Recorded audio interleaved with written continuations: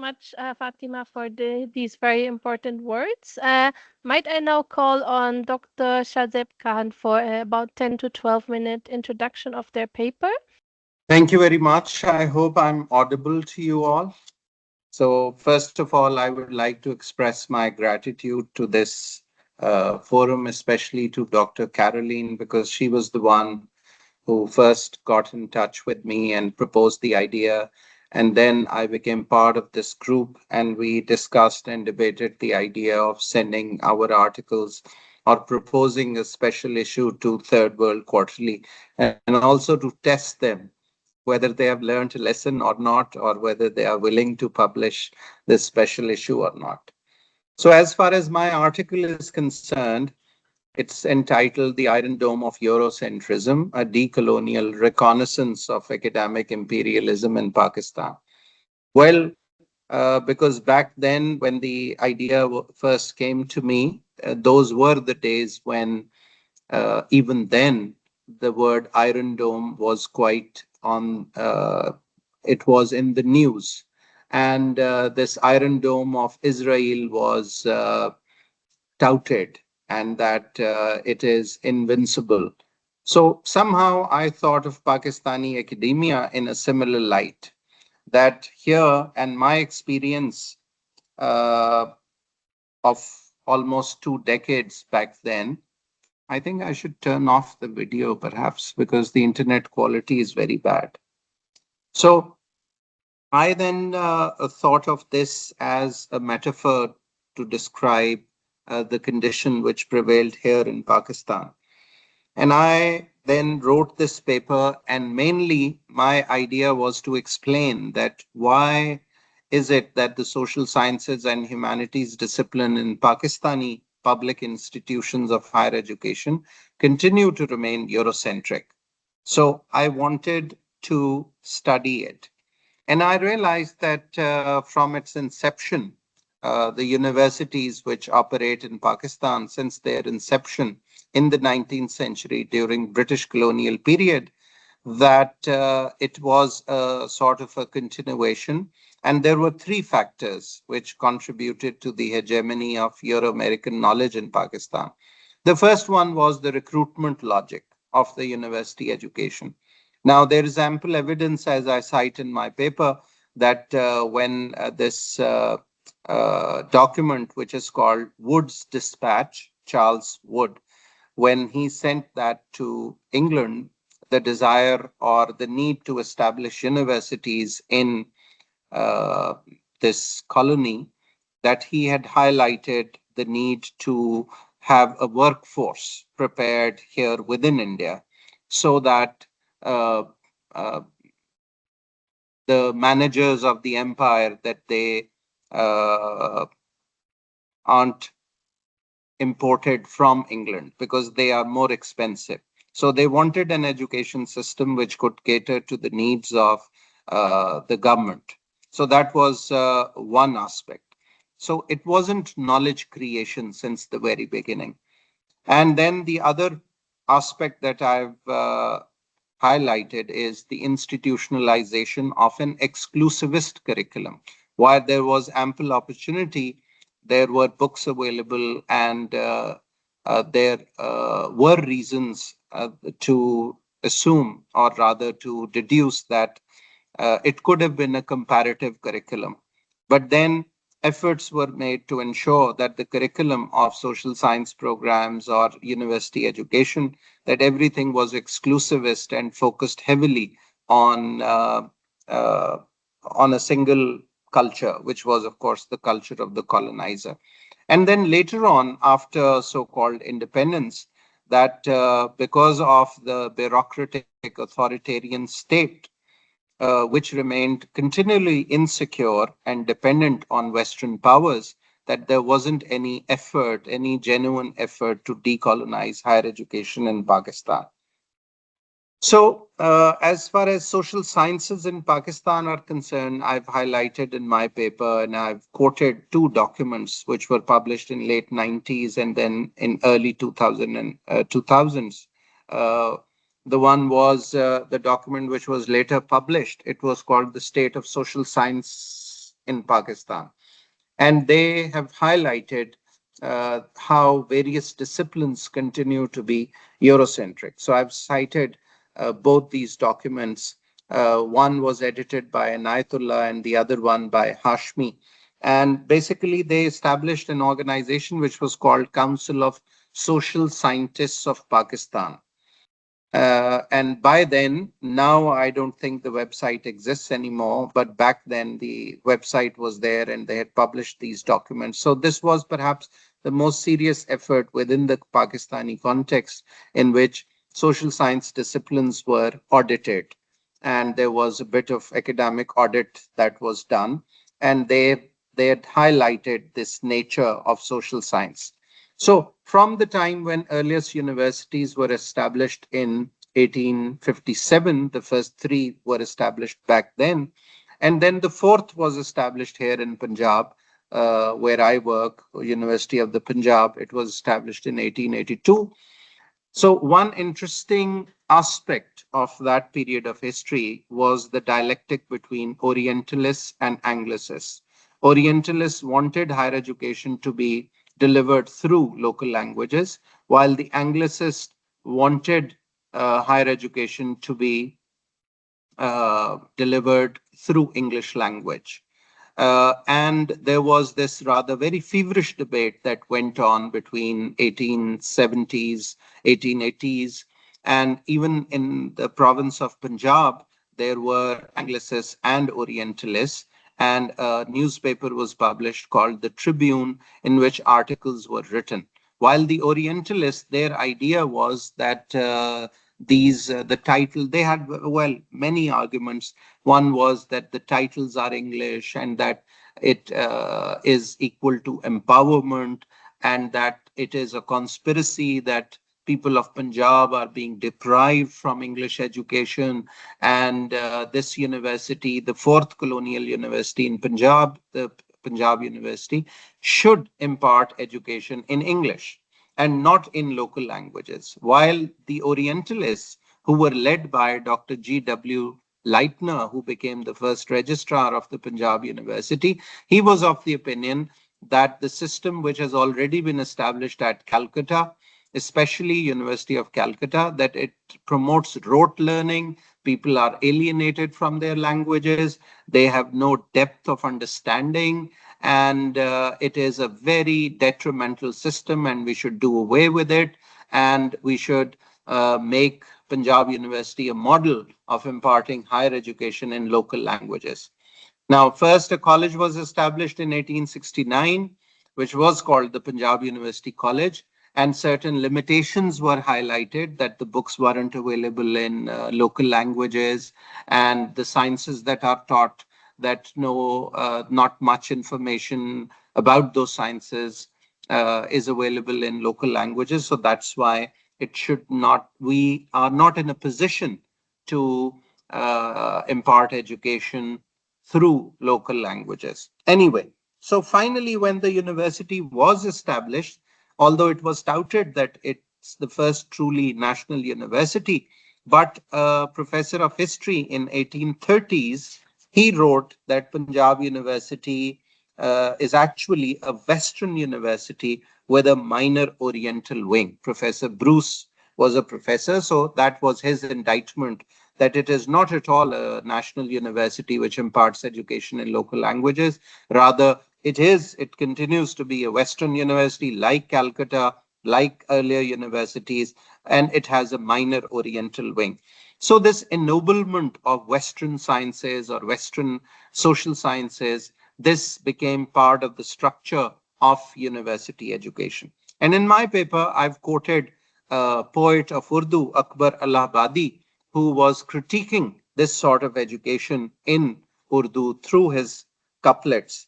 And one couplet that I've translated, of course, it loses a lot in translation, but it goes like this. I recall the saying of my Sheikh Blessed, hearts will change with the change in education.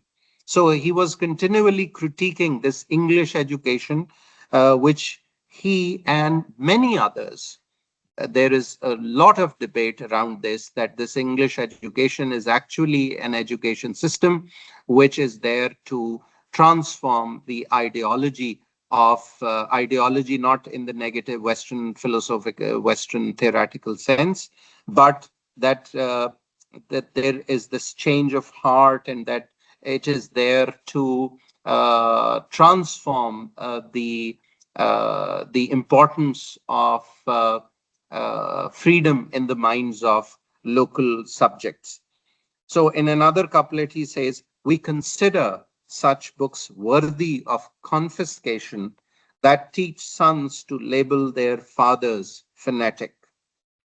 And of course, in another couplet, and the final one that I'll share today, in his critique of the new education and the new culture which came with it, so rather satirically, because he's known as a very good satirical poet. So he says, "It is a short life, why fret? Eat white bread, become a clock, and bloat with bliss." So here the focus is on clock. And there is this word has been repeated again and again in the discourse in Pakistan, or in pre-independence India, that the purpose of this education is to create clocks. So moving on, so this is the history of the establishment of the first four universities that I've briefly touched upon, and especially I've talked about the establishment of Punjab University and dialectics which existed between the Anglicist and the Orientalists. And through their statements and what they had written, I presented deconstructed underlying objectives of the colonial university. So I then wrote that the objectives for the establishment of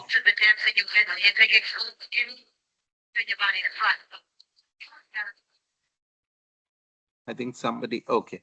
So the deconstructed, I call, based on the above critique, the real and underlying objectives of the colonial university can be summarized as follows: to blend a particular class of colonized people into one harmonious whole. So it was not about a mass education, it was about a class of people. And going back to T.B. Macaulay, who settled that debate earlier about the mode of education. And in 1835, he had stated very famously in his Minute on Education that we need a class of persons, Indian in blood and color, but English in taste, opinions, morals, and intellect.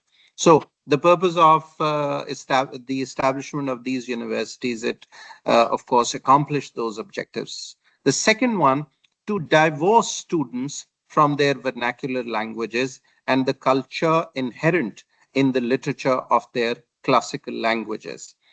The third one, to provide learning that is purely imitative and not calculated to encourage vigorous or independent thought. Now, this also came from Professor Bruce, who, while offering his critique in 1930s, he had said that education continues to be like this. Of course, it connects to the idea of Sayyid Hussain al-Attas, that how colonial education promotes captive mindsets.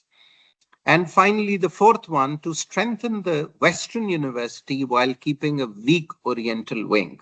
So, first of all, I've understood it as something which is structural. And then through this paper, I went on and I tried to find out what happened later on.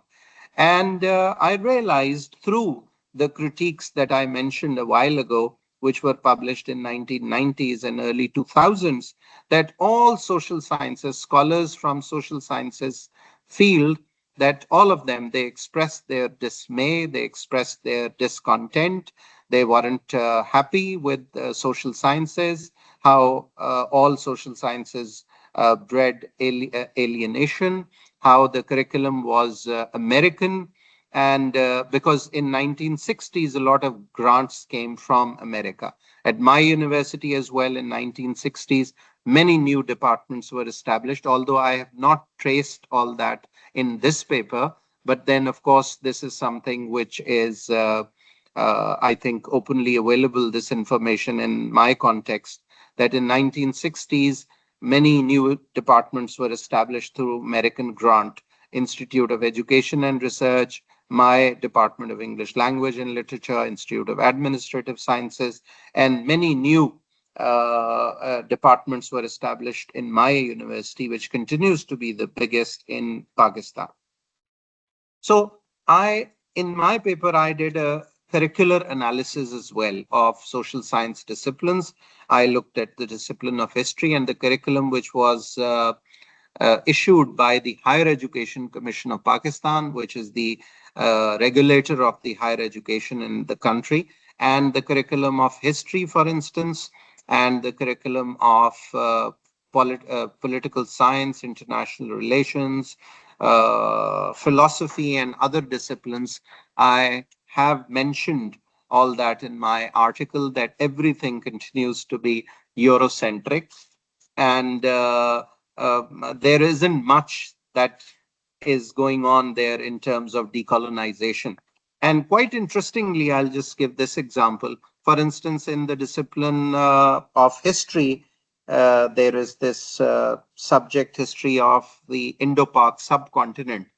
The arrangement is very interesting, that we have a list in which they say it's not well thought out. It says the history of ancient India, then it moves on to Indus Valley civilization, then Hindu and Buddhist civilizations, then Arab rule in the subcontinent, Ghaznavids and Ghauri's and Sultanate period. But when it moves on to the British period, it automatically switches to British administration and constitutional development in India. So it's no longer presented in that generalist mode. Rather, the moment we have this transition, it shifts to British administration and constitutional development in India. So the overall picture that emerges even after looking at contemporary curriculum of social sciences and even humanities in Pakistan, we see that this bias continues to exist. And at the curricular level, we do not see any decolonial shift happening. And then I've also discussed the issue of how there is a lot of touting about Islam in the curriculum, but the decolonial aspect of Islam and scholars and movements that were anti-British, how they are sidelined and marginalized, and their history and their efforts are belittled. So I do that in my paper as well. And finally, I look at a few which I call initial signs of discontent. And I mention some of the emergence of decolonial perspectives, although that's something which a scholar has called decolonial light. But still, we find articles emerging from within Pakistani universities that sort of use the idea and theory to comment on pedagogy and to explore decolonization of various disciplines. I mentioned a few articles which have already been published. And I talk about opening up of decolonial spaces within Pakistani academies. And I also mention Dr. Fatma Sajjad's Center for Critical Peace Studies at University of Management and Technology, which continues to be the most active decolonial space in the country. I also mention Indigenizing Knowledge Forum that I established at my university in 2016, and some of the debates we've had since then. Another important point, and I'll end on this point, which I've just mentioned in the passing towards the end, is that I see university, and especially a public sector university, as we call a state university here in Pakistan, the public sector university, I feel that universities are dependent on governments, and a lot of grant comes from either the Higher Education Commission of Pakistan or the government of Punjab. So I have mentioned the fact that there is no debate about decolonizing the parliament. And the parliament are important and powerful institutions, the military, for instance, in the case of Pakistan. There is no debate pertaining to decolonizing the military. And of course, in Pakistan, we cannot do it without a great deal of hazard that we may face. But still, I think that the larger state structure is deeply colonial. And I cite a scholar and anthropologist, Rosetta Armitage, and her book, The Micropolitics of Wealth in Pakistan. And I cite it as an example that there is this stranglehold over parliament, or in other words, there is this elite capture of the state. So I've raised this question that while that is firmly entrenched, or that stranglehold is there, and policies are coming from the top, then decolonizing the university or knowledge systems is really very difficult. However, what we need is, of course, this debate and discourse and dialogue for which we still have place. And over a period of last few years, I think that in every conference we've had in the country, decolonization has been a theme. More and more students are deploying the idea. Of course, there is a critique there, and Dr. Fatma also mentioned of Leon Musavi, the decolonial bandwagon. Something of that sort is also happening. Or decolonization is also being taken as a metaphor, citing, of course, Tuck and Yang. But I still think that there is a lot that has started happening in terms of discourse. And we in Pakistan, of course, historically, due to the presence of these universities that were meant to uh, fulfill the need of recruitment, we've not created knowledge in enviable proportions. But still, I think since 2002, when research was prioritized in the country through Higher Education Commission, within these 24, 25 years, I see more and more scholars coming up with these ideas. And there is a lot of talk about indigeneity and indigenization and decolonization. Not much, but I would say only initial signs are appearing. And through greater degree of pluriversal collaboration and learning a lot from Southeast Asia and from the Autonomous School of Knowledge, I intend to carry this forward. And I hope that through this spirit of mutual learning, and especially learning from other scholars of Global South, we'll see greater degree of scholarship emerging from Pakistan, uh, which will try to, of course, decolonizing the overall picture. Thank you very much. Thank you so much for these very enlightening words, Professor. And next on, I would like to invite Firoze Alam to briefly share his article. Am I pronouncing your name correctly?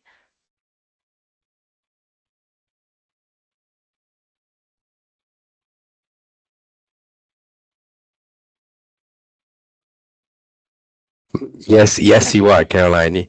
Yes, you are doing it perfectly. Yeah. Thank you very much. And I was also I cannot tell you that how happy I felt when Dr. Fatima Sajjad mentioned about her project, because I don't know how it felt like, we are kindred spirited. Basically, my piece, I have been an educator for nearly 3 decades now. I started working in Bangladesh nearly 30 years ago as a English medium school teacher. I think it's pretty common in Bangladesh and Pakistan that what does it mean to teach an English medium school? And I used to teach A-level economics. Um, Long story short, after teaching for over 2 decades, when I moved to Canada for doing my master's prior to my PhD, um, I, I wanted to understand uh, what does it mean for a country like Bangladesh, which is a post-colonial country, um, to have literacy practices that is colonial. In a post-colonial economy, where you have literally British schools operating, teaching British curriculum, what does it do to the identity of the students? What does it do to their psyche? Because particularly, I come from a very rural background. I studied in public school system, but when I was teaching in English medium schools, you could see the ghost of Macaulay just coming out of the grave, saying that you need a new breed of Indians, brown in skin and British in mind. It's just that intense hatred in my students about their own identity, about their own culture, about their own root. And it's so startling that you cannot but pay attention to it. Um, Moving forward, when I moved to Canada and I was doing my studies, and when I started digging into the literature, what is the history behind it, and particularly the coloniality of literacy, that basically how literacy, the practices were literally used to colonize the psyches of the colonized subject. So what I felt that in a country like Bangladesh, we are literally in decolonizing delusion. We think that we have been decolonized because the Brits have gone, they're not here, we are doing great. And also this whole idea of publishing, the whole idea of trying to find out my worth through that KPI, through that matrix, that who I am, what I worth, it can only be measured by the number of publications that I have. It's just like begging at the feet of the master to legitimize my existence, to prove that I matter. So that also, and even the whole process of writing, basically when I was first studying and writing papers in Canada, one of the most common observations that I have received from my professors is that, Feroz, you understand the literature, there is no problem. You have no problem engaging with the literature, but when you write in a poetic manner. This is not how we write. We write paper in a very neutral fashion. You have to be objective, as if there is such a thing called objectivity in social science. So that was something that disillusioned me. Uh, I'm sorry. Did somebody ask me a question? Mambano, could you please mute yourself? I think you're unmuted. Oh, okay. Thank you. I'm sorry. I thought somebody asked me a question. Yeah. So what I wanted to do, I wanted to understand the psychic colonization. I wanted to understand that what kind of psychosocial rift or schism it creates in the minds of the students. Okay. So and particularly my paper deals with what does the literacy practices, what does literally, if I want to speak in very plain language, that when in a post-colonial country like Bangladesh, or let's say in Pakistan or in India, when you have English medium schools where the students are literally getting diploma from University of Cambridge, what does it do? And when the local language, when your mother tongue is disregarded to the extent that many parents kind of take pride in the matter that their children do not know their own mother tongue, because you have a chance, you have an option of not studying your mother tongue. Then I started questioning that what happens when a mother tongue die, when a student, when a child growing up does not have connection to their own language, to their own heritage, to their own history, what happens? And in my literature, what I found out, in my research, what I found out, it is a very effective way of epistemicide. It is the systematic erasure of history. It is the systematic ways of erasing the British colonial cruelty that is still lying somewhere. But if you can build a structure where the students are sent through a system that they will not even understand that what they've forgotten. So if we take the English word remember, I mean, they will literally forget the art of remembering. And lo and behold, after studying in Canada, I needed to work about 3 years to get my citizenship in Canada. There I worked in the technology companies, and I started understanding another aspect, which I later wrote on, and I published on that, is that digital colonialism. So I want our participants to just what Dr. Sajjad has already mentioned it, is that we are literally going through a period of time where we are seeing the rupture, the mask falling off, what has prevailed so long that we are no longer behind the curtain. But yet, if we spend whatever the time left, we don't know how much time we have, whether it is nuclear weapon, climate change, or artificial intelligence totally wiping out humanity altogether. We don't know what it is. But I want all of us to reflect on this one observation that Yuval Noah Harari in a meeting was saying, particularly those of us from humanity. All that is made of words are devoured by artificial intelligence already. Meaning, if we still think that somehow the written version of our dissent, somehow a written version of our expression will find a very permanent mode of resistance against the colonial cruelty, against the colonial co-option of all spaces, I want us to re-examine that to what extent it is possible. In contrast to that, what Dr. Suggested, that the very art of having a conversation, having a dialogue, there are some elements of it where when two consciousness interacts with each other, there is a way of being that unfolds, that breaks open. We are literally going through a time where human mind is being mined for capitalist extraction of resources to funnel the cancerous growth of capitalism. So hence, attention is no longer just yours and mine, it is a commodity. So it doesn't matter how hard we try, the moment we're logged into this device or this digital infrastructure, our mind is being fracked, just that system of mining. So if our attention is being mined, if data is being harvested, if literally somebody is invading our privacy in every single possible way, I'm also a principal of the school that is running in Bangladesh, and what I have coined some of my own expressions. I call it fugitive fluency or liminal literacy. It just operating in space that it not yet co-opted by the colonialist or the capitalist logic. For my doctoral research, when I went to work with the indigenous communities in Canada, I wanted to understand that is it at all possible to build trust between the settlers and the indigenous people, given the history of broken trust. And my starting point was epistemic trust. That because, think about the residential school history. So how the residential school was quintessential part of colonization. So, the last residential school was closed in Canada in 1996.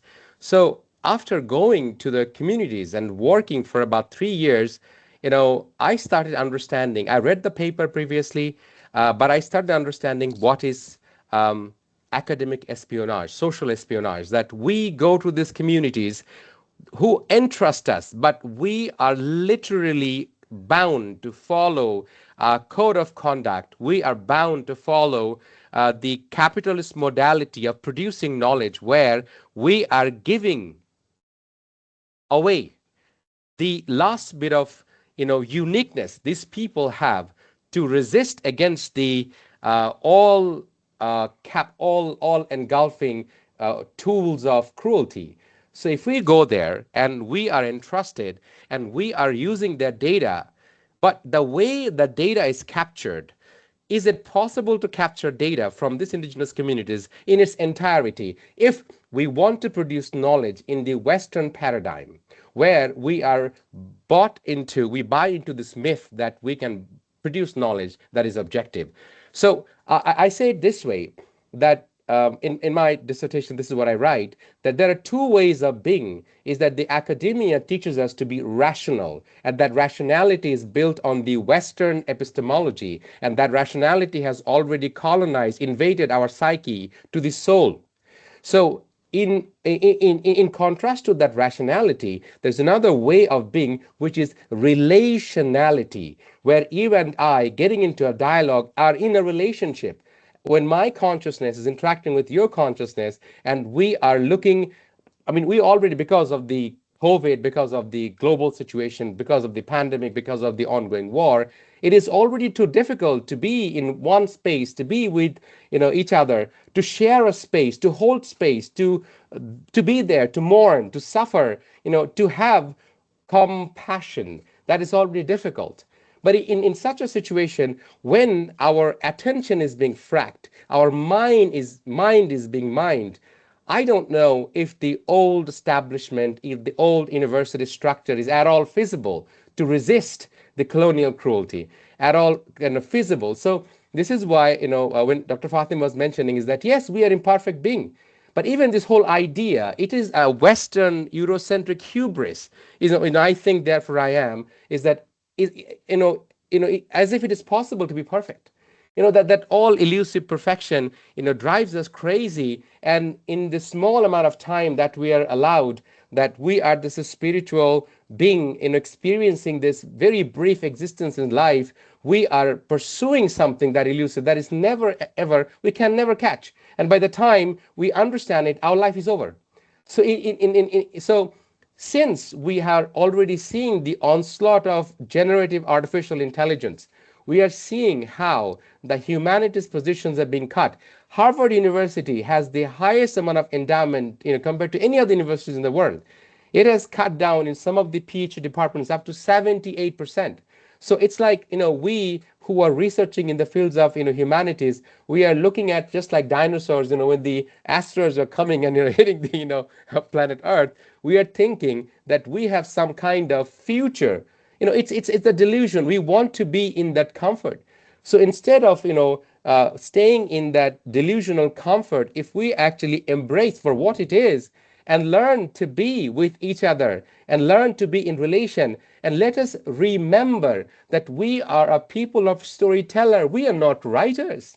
We are people of oral tradition. We grew up on the stories of our grandmothers, our grandfathers, our fathers and mothers and uncles and aunties. And to what extent this Western academic modality, that Eurocentric, intellectual hubris, imperialism, has colonized our psyche, our soul, that we are not even able to understand that we are traumatized beings. So what happens that we ourselves being traumatized through this academic, epistemic violence, when we come in contact with new learners, we perpetuate the same violence. We tell them that you have to reach that standard. So I think it's time that we look into the mirror, like honestly, that where do we stand? Like abandon the comfort, and want to be like, if a child is dying in Gaza, if that doesn't bother me, then there's something wrong with my consciousness. If a child in Ukraine dies and it doesn't bother me, there's something wrong with my consciousness. So if we think about these two ways of being, one is rationality. It denounces that we are spiritual, emotional being, and it wants us to operate from the little we know, from that hubris of the known, and not knowing that there's so much that we do not know. So instead of the rationality, if we go to the paradigm of relationality, then we learn to live in the liminality of the literacy. We learn a fugitive fluency that cannot be co-opted, because by the time the rules and policies have been built to co-opt that, it has morphed. It's always immersing, collapsing, immersing, collapsing. We as human beings are never ever done defining.